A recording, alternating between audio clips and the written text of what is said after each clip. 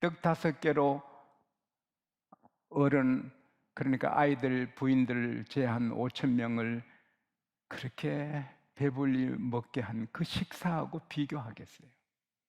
이게 꿈인가? 이 기적의 떡, 기적의 물고기를 먹으니 모든 사람이, 성사학자들은 말하거든요.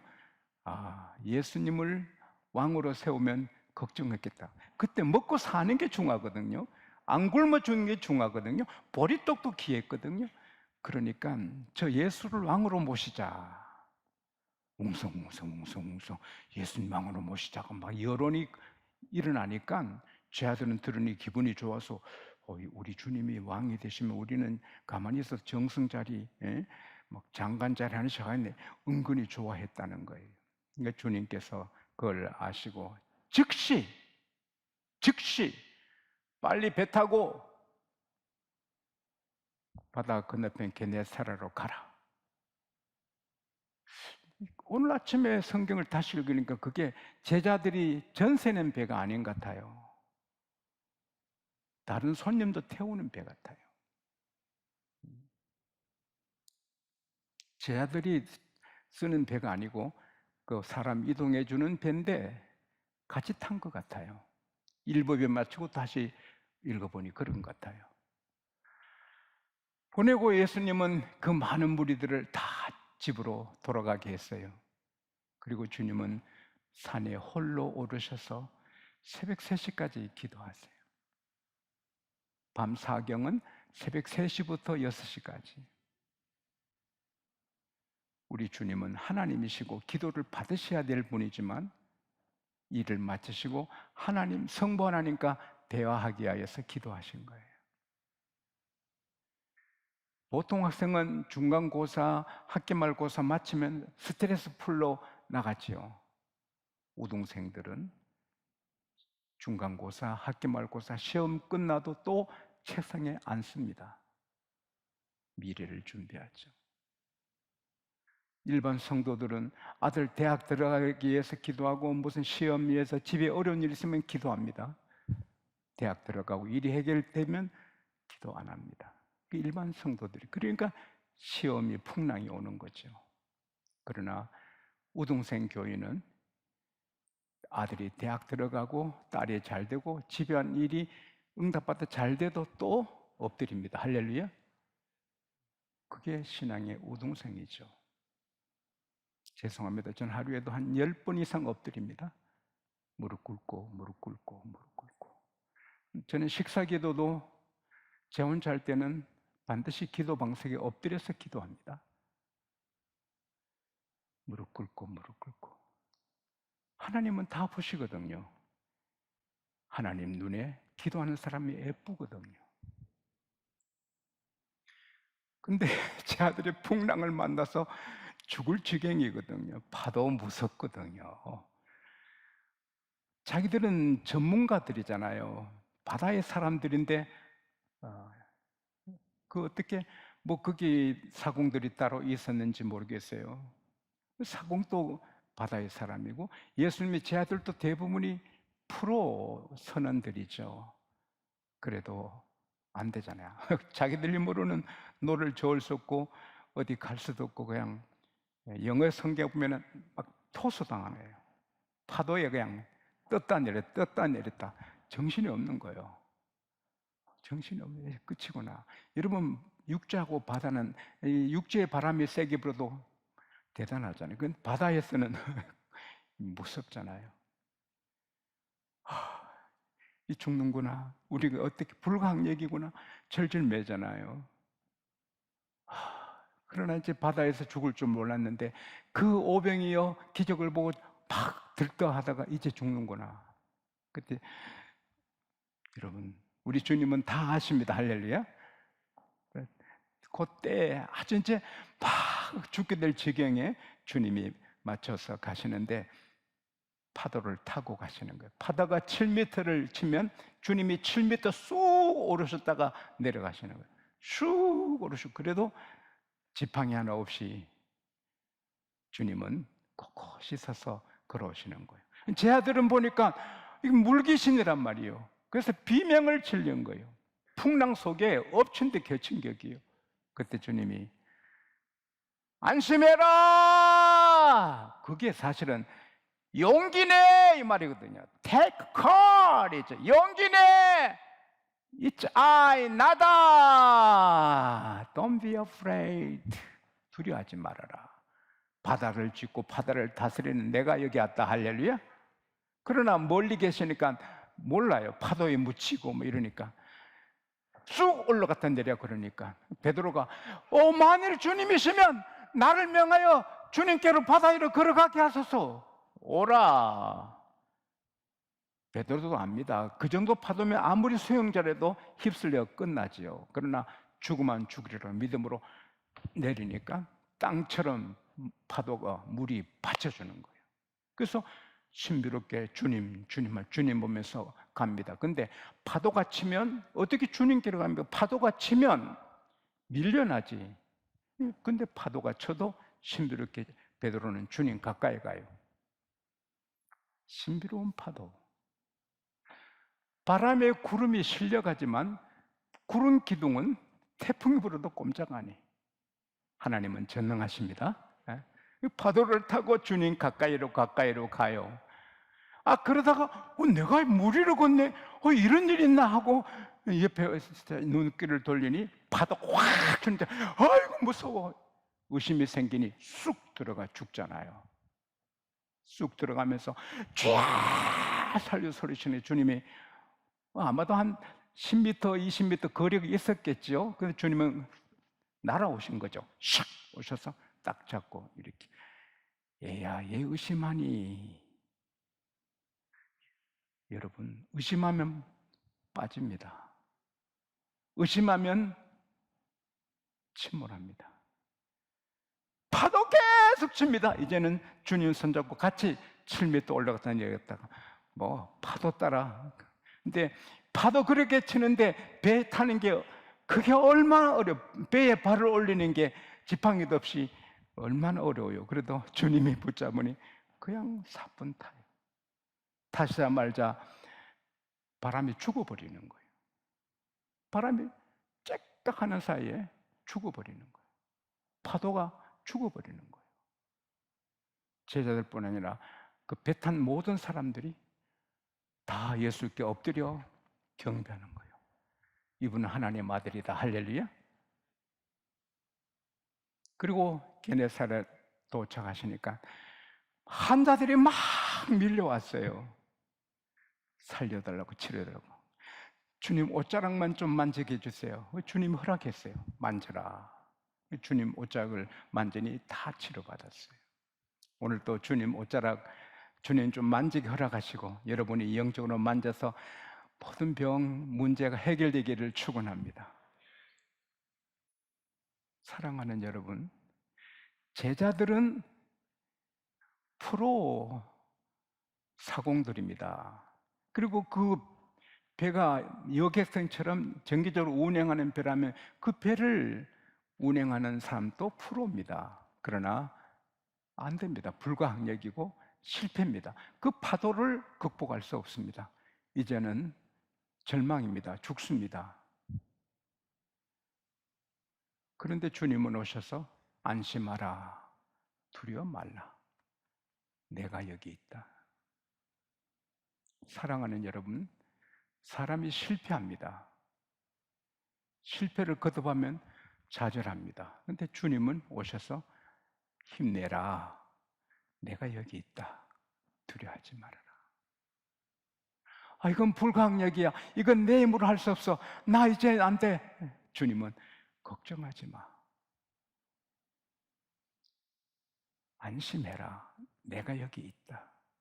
할렐루야. 오늘 주님은 여러분에게 걱정하지 마. 두려워하지 마. 내가 여기 있다. 안심해라. 평안해라. 평안하게 살아라. 두려워하지 말아라. 어떤 경우도 여러분 우리가 좀 어렵대도 바다 위에 풍랑 맞는 배하고 비교되나요? 우리가 지금 풍랑 맞는 배에서 있으면 몇 초 뒤에 죽을 줄 모르는데 그건 아니잖아요. 조금 어려운 것뿐이지. 주님은 저를 통해 말씀을 통해 말씀하십니다. 안심해. 나다. 내가 여기 있다. 두려워하지 말아라. Don't worry, be happy. 이런 말이 있죠. 걱정하지 말고 따라합시다. 행복하게 살아라. 편하게 살아라. 윈스턴 처칠은 성공자는 열정의 불이 항상 있다. 실패를 해도 실패를 극복하고, 실패를 해도 실패를 극복하고, 또 실패해도 실패를 극복하고, 뭐 어떤 실패해도 반드시 이긴다. 그게 성공자다. 에디슨은 전구 하나 만드는데 2000번 실패했지만 그러나 계속해서 반드시 만드는 거예요. 직장 생활에, 사업에, 부부 생활에, 인생의 건강에 실패했어도 주님은 안심하라. 내가 있다. 왜? 주님이 도와주십니다. 이사야 44장 2절에 너를 모태에서 만든 내가 너를 지었다. 나의 택한 여수로나 두려워하지 말아라. 나는 너를 도와주는 여호와다. 할렐루야. 예수님께서 두려워하지 마, 안심해 하는 것은 내가 곧 바람 없애고 풍랑 없애고 도와주니 걱정하지 말아라. 우리 하나님이 나의 택한 자들아, 여수로는 나의 귀염둥이, 나의 의로운 자들이야. 두려워하지 말아라.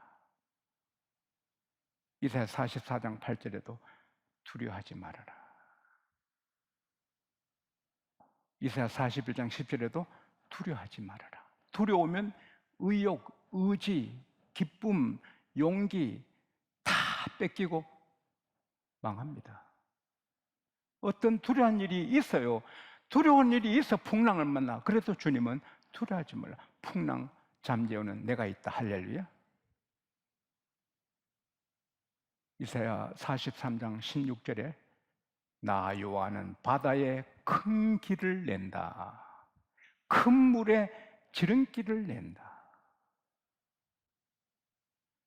공자도 석가도 누구도 그 흉도 못 냅니다. 우리 주님은 바다를 가르십니다. 파도를 잠잠케 하십니다. 여러분의 문제를 잠재울 수 있고 길이 없는데 주님이 길을 열어주십니다. 할렐루야. 지용수도 오늘까지 경험하고 살고요. 그래서 어떤 막다른 골목이 있어도 낙심하면 안 돼요. 주님을 생각해야 돼요. 다니엘은 사자굴에 들어갑니다. 아, 내가 죽는구나. 내가 천국 가겠지만 죽는구나. 그러나 하나님은 아니야. 다시 내가 너를 보호하고 이끌어내고 너를 미워했던 적들을 다 이렇게 사자밥이 되겠다. 너는 더 빛나는 총력이 된다. 할렐루야. 지용수를 향한 주님의 계획, 여러분을 향한 주님의 계획이 있습니다. 풍랑 상황대로 되는 게 아니고 하나님의 계획대로 됩니다. 그래서 우리는 걱정할 게 하나도 없어요. 사도 바울이 바다에서 14일간 제대로 못 먹고 풍랑 속에 완전히 다 포기한 상태지만 바울은 희망이 있고 얼굴이 빛이 있잖아요. 여러분 안심하시오. 한 사람도 죽지 않습니다. 배만 깨집니다. 편안합니다. 바울이 말한 대로 276명 다 전원이 한 섬에 도착합니다. 그 섬에 식인종들이 살면 다 잡혀 먹습니다. 바울은 식인종이 살든 평민이 살든 신경 안 씁니다. 왜? 식인종이 살아도 하나님이 인도하셨고 좋은 사람 살아도 하나님이 인도하시는 겁니다. 그래서 내리니까 그들이 좋은 사람들이라 비가 안 내리니까 불을 펴놓고 276명이 불을 이렇게 쬐고 옷을 말려면 불이 얼마나 커야 돼요. 그 사람들이 참 착하죠. 근데 옷을 말리고 감기 안 들려고 하는데 불이 또 시들시들하니까 사도 바울이 나무 한 단 딱 이렇게 들고 불에 던지는데 그 불기운에 나무 묶음에 있던 독사가 튀어나오면서 바울을 물었습니다. 바울이 보니 독사입니다. 물고 달려 있습니다.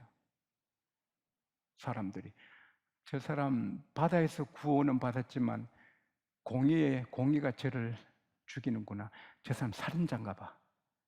저 숨은 살인자인가 봐. 근데 바울은 와! 하지도 않고 뱀이네! 하지도 않고 약뱀이 아니고 독사구나 하지도 않고 툭 텄니다. 왜?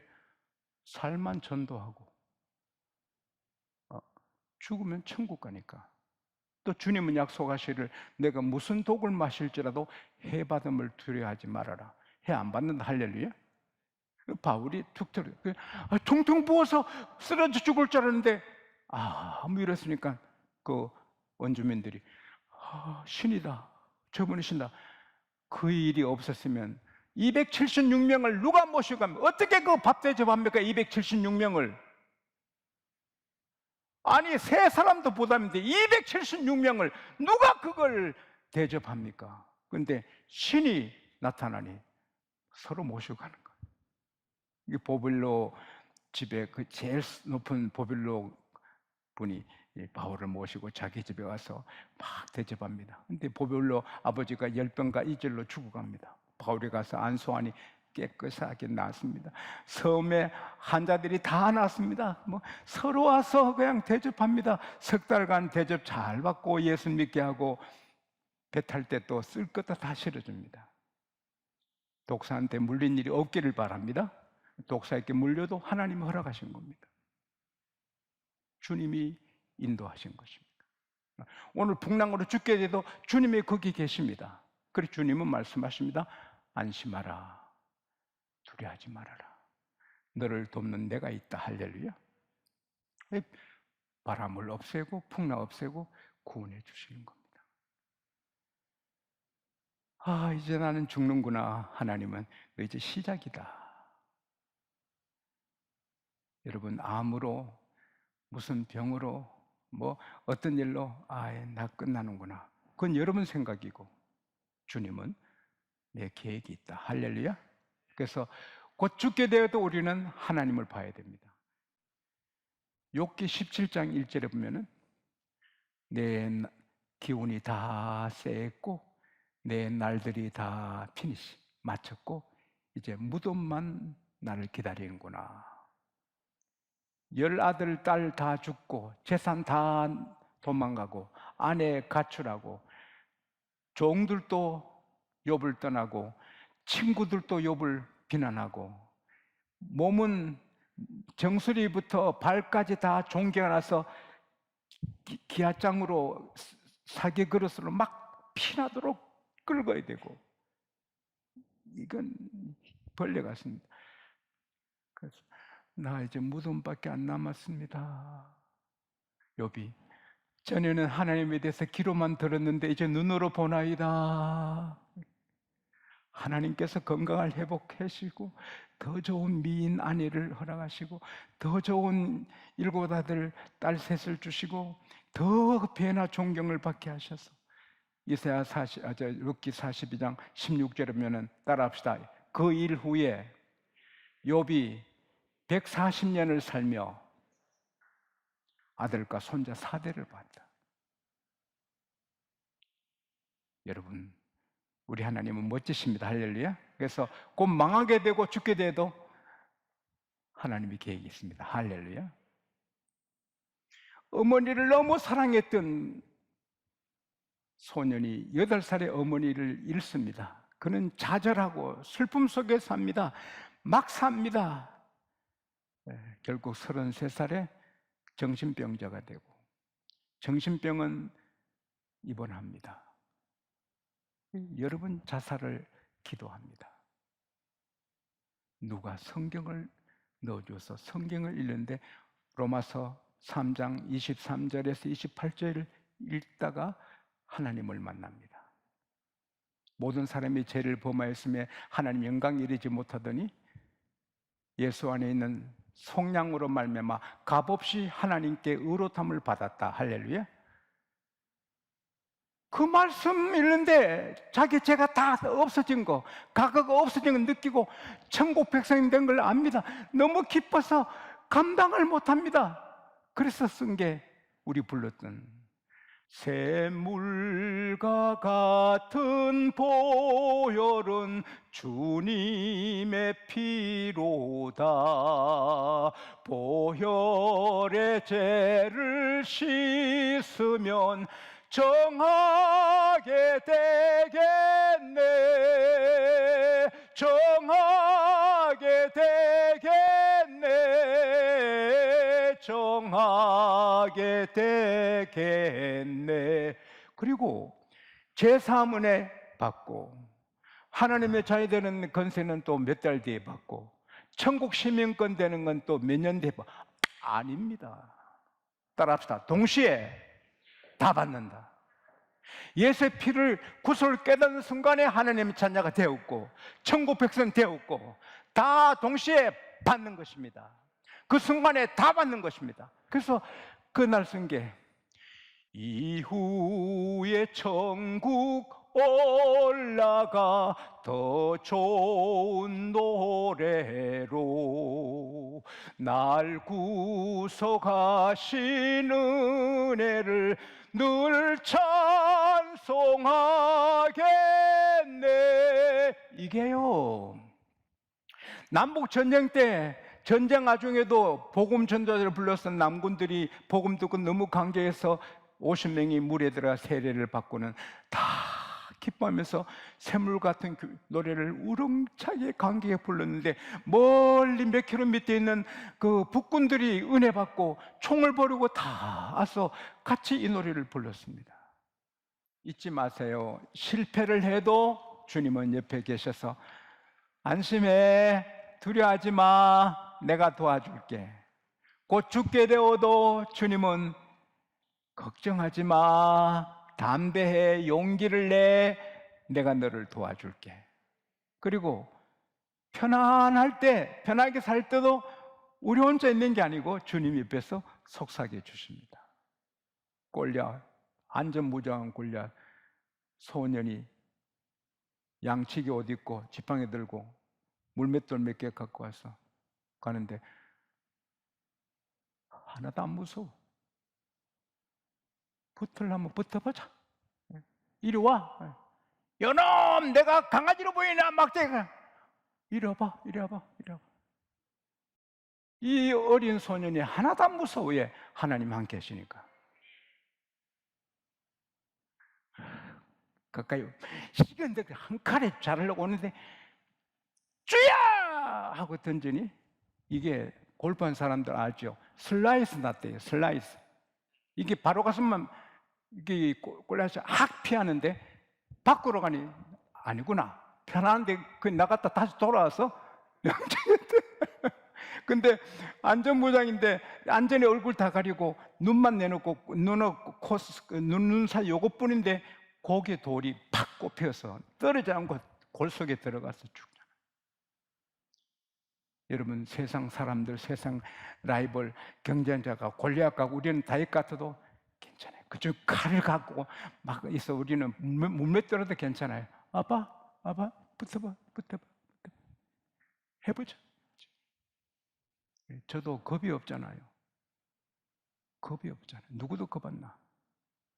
지용수는 겁쟁이인데 왜? 주님이 내 너를 도우리, 할렐루야. 내 너를 도우리. 잊지 마세요.